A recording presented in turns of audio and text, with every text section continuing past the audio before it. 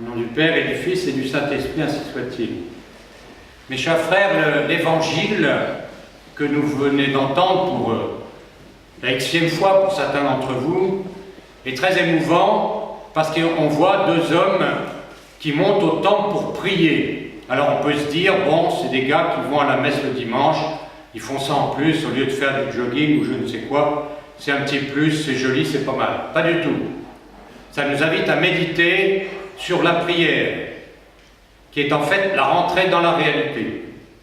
Et c'est pourquoi ça nous concerne, nous allons voir avec l'épître, avec ce que dit saint Paul, qu'il y a une transposition de cette démarche de ces deux hommes qui est opérée par le Christ et par saint Paul dans son épître. Mais qu'est-ce que c'est que prier? Alors on nous dit, il monte, parce que pour aller au temple, il faut monter, donc il y a une préparation.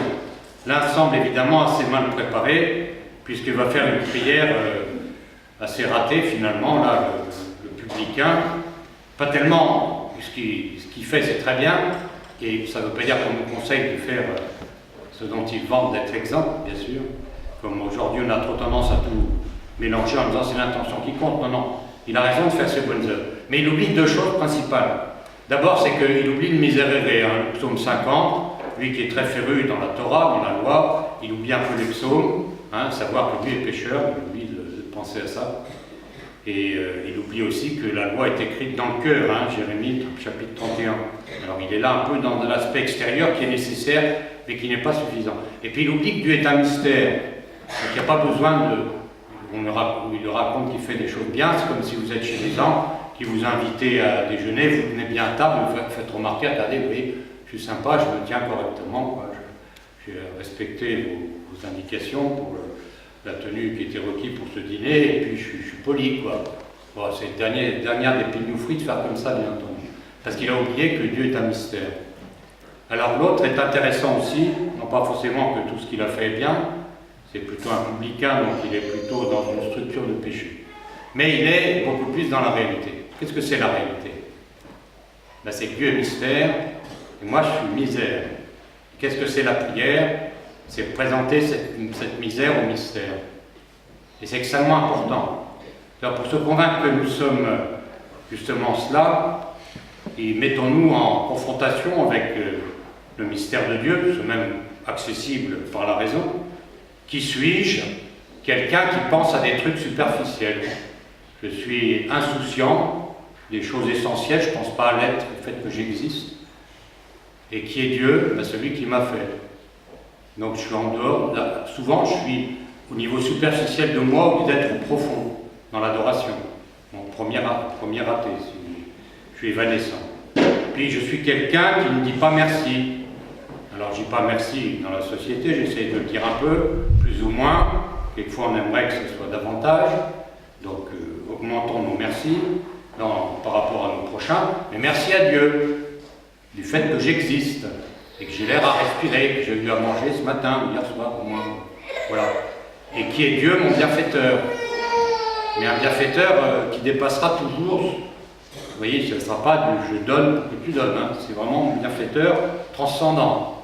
Encore plus que mes parents et que ma patrie, qui déjà sont à un tel point que je ne peux pas leur rendre ce que je leur dois. Ensuite, qui suis-je encore? C'est tout ça que doit méditer le bon publicain qui est là au fond, qui n'ose même pas lever les yeux vers le Saint des Saints, mais qui en presque a mis sa misère en présence justement de ce grand mystère de celui qui est. Ben, je suis quelqu'un qui ne demande pas pardon. Je suis aveugle, parce que je n'y pense pas, c'est pas grave, je vais mettre les autres. Surtout, j'ai offensé Dieu. Qui est Dieu? Mon Dieu est celui que j'offense.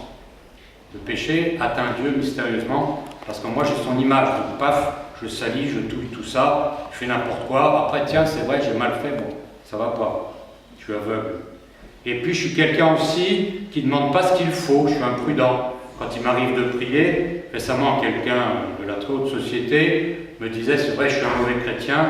Quand je prends l'avion, au moment du démarrage, je prie Dieu pour qu'il n'y ait pas de crash. Puis quand on arrive, pof, j'oublie de remercier. C'est banal. Bon, oui, je suis imprudent parce qu'en fait, c'est bien de demander qu'il n'y ait pas de crash. Bon, éventuellement, ça peut être utile que j'arrive vivant. Mais surtout, il faut demander, c'est la vie surnaturelle, le salut éternel. Qui est Dieu, celui qui me donne la vie. Pas simplement des biens du temps, mais c'est vrai que là, on y pense. Bon, vous voyez, pour que mon fils se fasse réussisse son examen, que ma fille fasse un mariage brillant, etc. Bon, éventuellement, ça peut être bien, mais éventuellement, ça peut être pas bien aussi. Donc on est imprudent, parce qu'on ne met pas ça dans le contact. Vous voyez. Donc en fait, il y a une certitude fondamentale, quand on arrive au temple, on est monté, donc on va dans le réel. Hein. Dieu, c'est le réel essentiel qui rayonne. Et nous, on se met un peu dans le réel. C'est une certitude fondamentale, c'est que je suis misérable.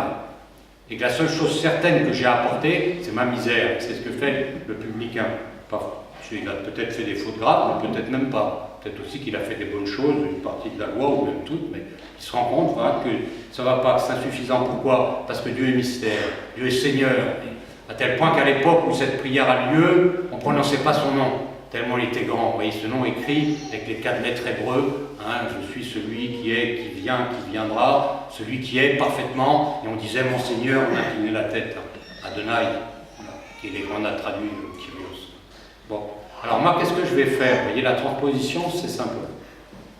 Saint Paul qui est un génie à la fois humainement, culturellement, intellectuellement, et puis religieusement, bien sûr, l'élu de Dieu pour nous les païens, ceux qui viennent des peuples différents de ceux du peuple qui a été préparé. Eh bien, je dirais ce que dit Saint Paul, et surtout, je demanderai à l'Esprit de le dire en moi. Parce que la prière, essentiellement, c'est vraiment ce que l'Esprit va dire en moi. Je suis incapable de trouver ce qu'il faut que je dise, que je demande, mais l'Esprit Saint, avec des gémissements ineffables, en moi murmure ce qu'il faut, comme une eau, vous voyez, qui est au fond de moi. Si j'ai l'état de grâce, eh bien, le Saint-Esprit est en moi et il murmure ce qu'il faut dire. Donc, il va d'abord me dire, ben, laisse-toi regarder par le Seigneur.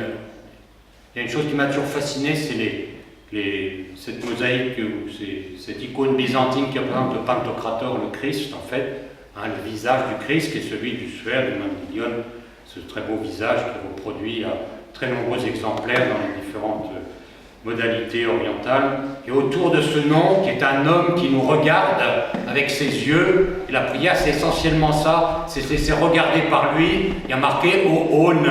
Je suis, c'est le nom d'Exode 3,14, le nom de Dieu. Et pouvoir se laisser, un jour j'ai rencontré un malheureux qui revenait dans tous les sens du terme, de très loin, à tout point de vue, et je l'ai rencontré, c'était au Mont Athos, et il m'a dit, j'ai été sauvé par cette icône, parce que je me suis rendu compte qu'il avait été cherché dans l'hindouisme ou dans je ne sais quoi, des remèdes, des solutions, il n'y en a pas, c'est une évasion, c'est une fuite de l'être. Mais là, on est en face de l'être, et cet être est un homme. Et la prière, c'est essentiellement ça, c'est dire, cet être-là, Dominus Jesus, c'est le Kyrios, c'est le Seigneur. Et donc là, on adore en lui. Oui. Et donc ce qu'on faisait mal, ce qu'on fait habituellement mal, eh bien on laisse le Christ le faire en nous, il vient en nous comme adorateur, comme réparateur, comme sauveur. Il nous fait nous mettre, en fait, adorer, c'est se laisser regarder par Dieu, simplement consentir à l'aide qui nous communique, quel mystère extraordinaire. C'est être enfin un peu dans le sérieux, dans le vrai, dans l'aide, dans la vérité, dans l'amour, parce que c'est un être qui nous regarde, qui a donné sa vie pour nous. Hein, donc il nous fait adorer, il nous fait aussi demander, il nous fait aussi rendre grâce, voyez, parce que nous sommes revêtus de lui, comme la Vierge a été revêtue de lumière, on dira dans 15 jours, hein, totalement revêtue de ce mystère de Dieu, donc on peut l'habiter, et on remercie Seigneur Jésus, Fils de Dieu. Voyez, nous sommes une religion où Dieu est venu dans le monde. Il est le Fils de Dieu, il est là avec nous, et nous sommes montés. Qu'est-ce qu'a dit Jésus? Le temple, c'est moi. Nous sommes montés au temple le dimanche. La semaine, normalement, doit être préparée pour la prière du matin et du soir. Et aussi par les oraisons jaculatoires. Si on ne prie pas, je dirais, plus quotidiennement, eh bien, la prière dominicale, celle du jour du Seigneur, moins percutante, a moins de force. Et ensuite, avec les textes de la messe, on les médite, on les mâchouille pendant la semaine, et puis on rend grâce. Oui, c'est tellement extraordinaire. Ne serait qu'humainement Jésus est Seigneur. Les témoins l'ont vu, les témoins l'ont dit. Jamais homme n'a parlé comme ça. Comment voulez-vous qu'on l'arrête? Et les troupes le suivaient, les foules le suivaient, parce qu'il ne parlait pas comme un exégète, si vous voulez. Enfin, un harmonieux. Il parlait comme un homme qui avait autorité, il était dedans le mystère. Et imaginez Jésus entouré des princes, des prêtres. À l'âge de 13 ans, déjà jeune homme, la question tombe sur le Messie, il en connaît un bout, il est dedans. Donc évidemment, quand il en parle, on a l'impression qu'il y croit, si je veux dire, enfin il ne croit pas, il le voit. Alors, dès le début, c'est très impressionnant, cette seigneurie de Jésus, vous voyez, quand vous regardez la vie d'un saint, vous apercevez au début, bon, pas forcément c'est sympa, les vraies vies de saints écrites actuellement, on voit tous leurs défauts du début, puis peu à peu ça monte, ça se purifie. Chez Jésus, paf, dès le début, baptême dans le Jourdain, il est tout de suite au niveau de son mystère, mon fils bien-aimé, et partout il passe comme un seigneur. Alors, lisez l'évangile, lisez même ce que disent certains agnostiques sur l'évangile, c'est prodigieux, un seigneur, quelqu'un qui nous regarde, qui nous juge. Et vous pouvez vous dire pendant cette messe, et nous religieux, qui avons essayé de quitter un certain nombre de choses pour le suivre, ce qu'il a dit dans un rêve au bienheureux Réginald d'Orléans, car ils n'ont jamais quitté pour moi. Le Seigneur, celui qui dit ça, ne dit pas oui, mais je fais ça, je fais ça. D'accord, mais tu sais très bien que tu n'as pas assez quitté. Il faut monter. Donc vous voyez, il faut se laisser regarder par lui et la rendre grâce, c'est le Fils de Dieu. Seigneur Jésus, Fils de Dieu. Et après, qu'est-ce qu'on dit? Il est pitié de moi. C'est ça le fondement de la vie chrétienne. Le chrétien est celui qui sait qu'il a besoin d'être sauvé. Le Fils de l'homme, Luc dit ailleurs au chapitre 19, est venu pour chercher et pour sauver ce qui était perdu. Le jour où vous comprenez, vous qui m'écoutez, vous mes frères, nous, que c'est moi, à ce moment-là on commence à être chrétien. Comme notre bienheureux Père Saint-Dominique qui pensait qu'il serait chrétien que quand il serait donné tout entier au Christ. Donc voilà, le Fils de Dieu, il ait pitié de moi. Seigneur Jésus, Fils de Dieu, ayez pitié de moi, pourquoi pécheur? Bien sûr, j'essaie d'adorer, j'adore un peu, mais pas assez bien, je remercie, mais pas assez souvent finalement. On va être tout le temps dans l'oraison de ce matin, enfin on l'a dit en privé le dimanche, à Prigne, il y a une très belle oraison, les jours de fête et le dimanche, c'est que toute la journée on doit être dans l'exultation, parce que toute la journée on existe, toute la journée Dieu nous donne sa grâce, toute la journée le monde est beau, toute la journée le ciel nous attend. Donc voilà, donc priez pitié de moi, pécheur, et puis enfin on doit lui demander, parce que souvent nous ne demandons pas exactement ce qu'il faut, qu'est-ce qu'il faut lui demander, ben, on ne sait pas, c'est pas très grave au fond. Demandons-lui un cœur apostolique, demandons-lui les vrais biens, le salut éternel pour nous et pour le maximum des hommes, demandons-lui d'être des apôtres qui se posent la question, que vont devenir les pécheurs, comme notre Père Saint-Dominique qui faisait le tour des hôtels particuliers, des couvents, de grandes églises, des couvents qui visitaient toute la nuit en priant. Mais que vont devenir les pécheurs? Voilà, la demande fondamentale.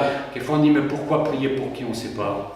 Il y a quelqu'un en Orient qui attend votre prière, ou en Chine, ou en Corée, je ne sais pas. Ou ici, dans l'espèce de cauchemar que commence à devenir une civilisation hédoniste, où les hommes sont de moins en moins des hommes, de plus en plus des chewing-gums, des réceptions de vibrations électroniques, etc. Demandons-lui que ces gens deviennent des hommes, quoi. Et demandons-lui la grâce aussi de devenir des hommes. Qu'est-ce que c'est qu'un homme? Un homme, c'est quelqu'un qui regarde Dieu, qui le remercie, qui lui demande pardon, et qui lui dit oui, ce que vous me donnez, je veux bien. Comme c'est un seigneur, on a envie de le faire. Qu'est-ce que c'est qu'un seigneur? C'est quelqu'un qui vous regarde, rien que le fait qu'il vous regarde pas, vous n'êtes pas à mourir pour lui. C'est ça notre Seigneur. Quand il appelle les gens, il en a appelé certains, il n'a pas encore fait de miracle. Hein. Dis-toi, suis-moi. Et qu'il ne tout pas, qu'il me suit. Donc laissons-nous fasciner par lui. On a l'évangile, on a les moyens de l'approfondir, on a les pères de l'église, le catéchisme, on a des retraites, on a toutes sortes de choses. Pourquoi est-ce qu'on est si superficiel? Pourquoi est-ce qu'on est si évanescent, si ingrat, si aveugle et si imprudent? Alors que précisément, dans le modèle que nous donne Saint Paul, prier en disant Jésus dans l'esprit, et la Sainte Vierge nous disant précisément le paradigme, le modèle, l'archétype précisément de la prière dans l'esprit, parce qu'elle regarde sans cesse l'être véritable, Dieu, que dit Nicolas Cabasilas, elle regardait sans cesse l'être, donc automatiquement, elle était dans l'action de grâce, elle demandait pardon pour le péché des autres, elle n'avait pas fait, et elle demandait les grâces, et à peine avait-elle joint les mains que les grâces arrivaient, parce que sa prière est en quelque sorte infaillible. Et chers frères, pendant cette sainte messe, demandez d'approfondir cet aspect extraordinaire que Jésus, prions-nous. Seigneur Jésus-Christ, Fils de Dieu, Sauveur, ayez pitié de moi, pécheur. Les orientaux disent, c'est comme, voilà, Jésus est dans le nom de Jésus. Eh bien, c'est comme si il est en moi, si je suis à l'état de grâce. Ben, voilà, je remue un encensoir et hop, et il est en moi. Donc, quand je le prie, c'est comme si j'encensais Jésus dans mon cœur et la bonne odeur se répand et les âmes peuvent être sauvées. Prions-le par l'intercession de la toute pure, immaculée et de Saint Joseph, patron de l'Église. Au nom du Père, du Fils et du Saint-Esprit.